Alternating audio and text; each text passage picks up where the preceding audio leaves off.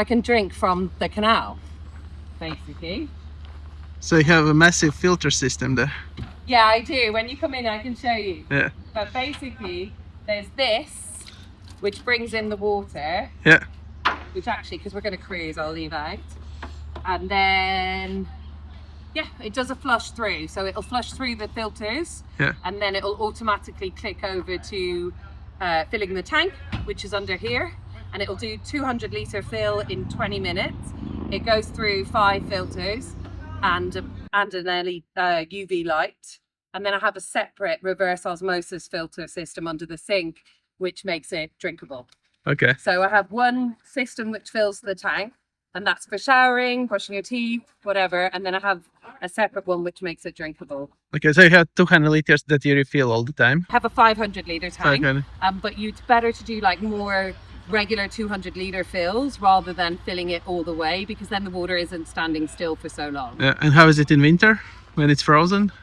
Actually, I haven't ever had a problem. This is the filter system. Yeah. Yeah, so it runs off 240.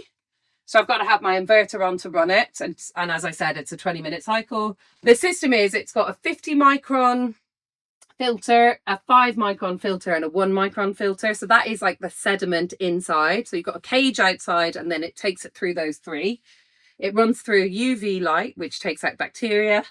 Then it runs through a hydrocarbon filter, which is like in the waters, any kind of leaves and stuff turn into like metal, basically. I don't know, whatever, it's stuff beyond my level.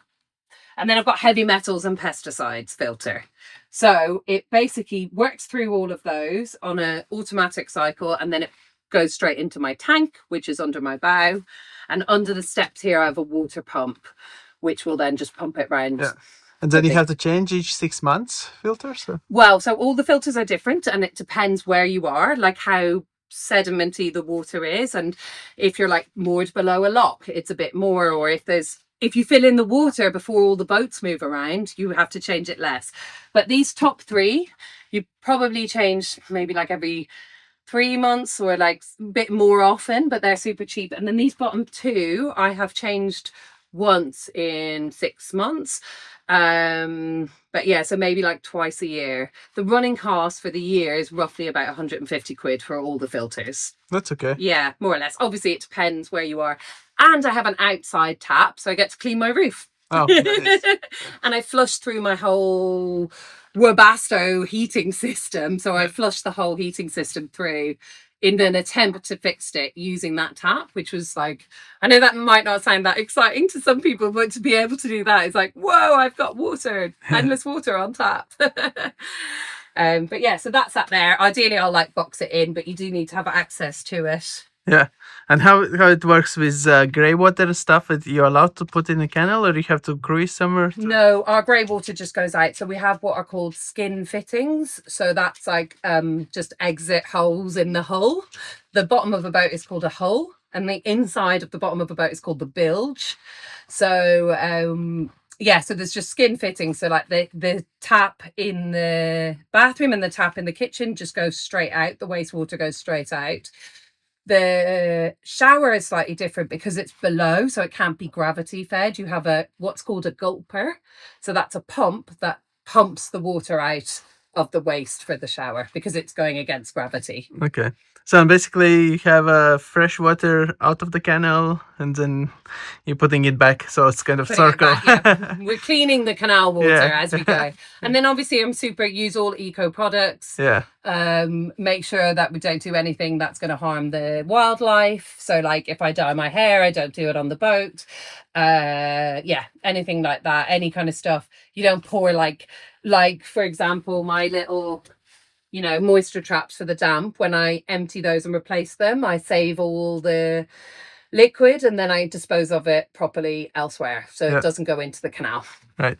And if someone wants to start to live on the boat, like what would be the fair price to pay and not to overpay and not to get super cheap that something like will fall apart? I don't know. What to look after for? Okay.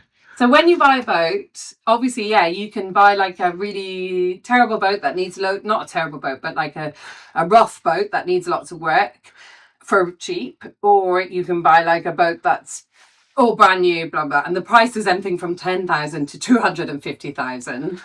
I think the main thing is keep an eye on like general boats at that age, and see what people are charging. Don't get like bamboozled by it looking nice inside. Because a lot of people, they're selling a boat, they might just paint it all white inside and, like have like hardly any furniture in there and it looks really nice and bougie. And so people are like, oh my God, I could totally imagine living here. What you definitely want to be looking at, the hull outside, the waterline, how much rust there is. You definitely want to get a survey. So that's where you get it taken out of the water and somebody comes along with an ultrasound scanner and scans the thickness of the steel everywhere. So that's super important. So they might have just freshly blacked it. So you have to take a boat out of the water every 2-ish years, 2 to 3 years, and put what's called bitumen around the outside, just so because it's sitting in water and it's metal, it starts rusting.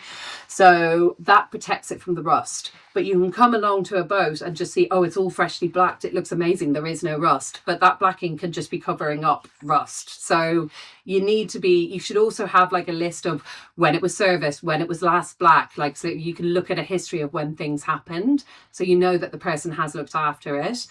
And yeah, like if you take a boat for a survey, if you are there for the survey, you will really learn loads about the boat.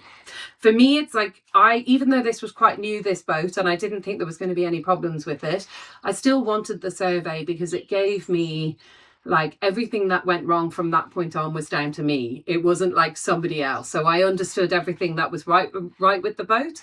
In actual fact, it turned out that there was a dent in the propeller. So I got £500 off the price of the boat to replace the propeller. And the survey cost me 600. So, I kind of made that back.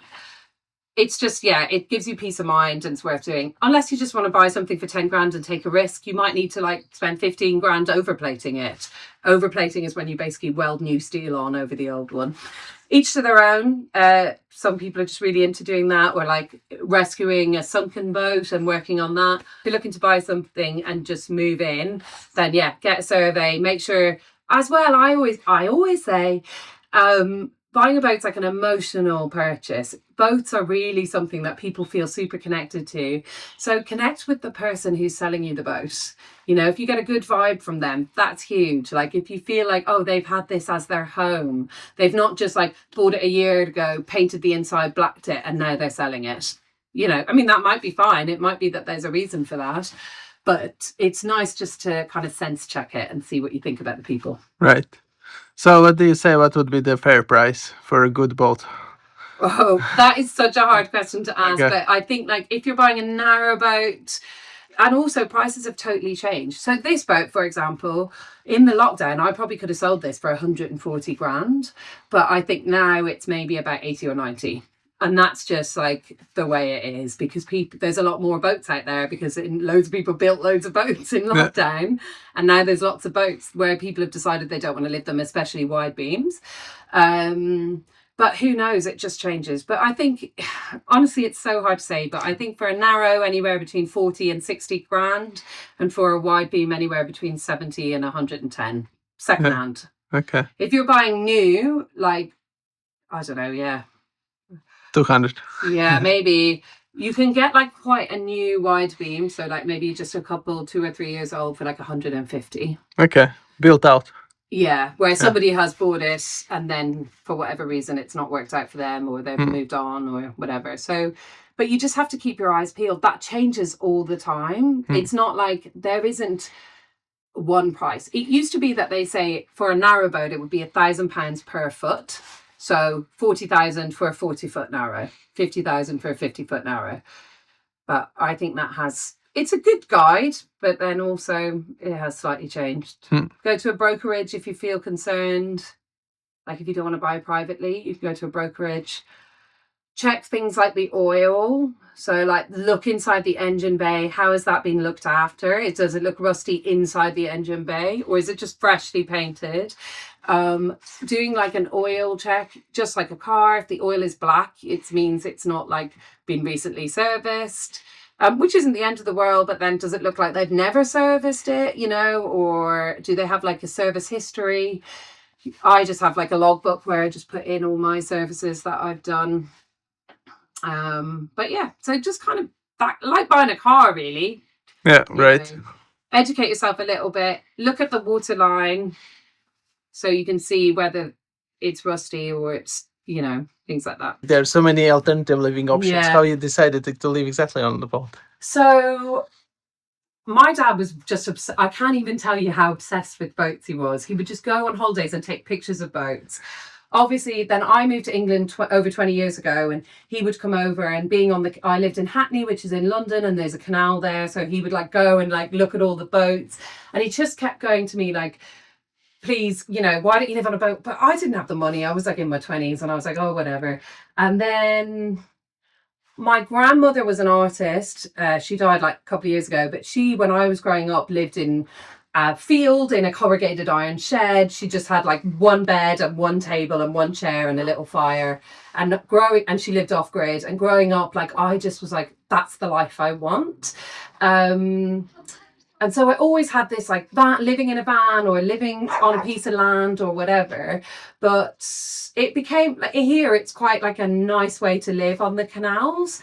It's like legal, so you just have to like pay your license fee and do it that way, so you're not trying to like scrimp and save or like, you know, like dodging the parking inspector or whatever. So that felt really accessible. And also I had just had this love of boats as well from Dad, and I love water. Like, I'm from an island country. Like, I grew up by the sea, in the sea. It's just, we have a boat. My dad over 20 years ago imported a boat from Holland to Ireland. So when I was in my late teens, he got that. And so that's something that my mum and I now basically run together on the River Shannon in Ireland. So I've just always had this love of water, love of boats. But it's definitely grown more. Like, I didn't expect it to be so much a part of who I am as it is now. But no, yeah. It's all your life. All my life, your job. It's my job, it's my community. Yeah. I mean, I love the community here. I felt really like held by my community of boaters in really difficult times. Obviously, we've come through the pandemic. I've lived amongst this community.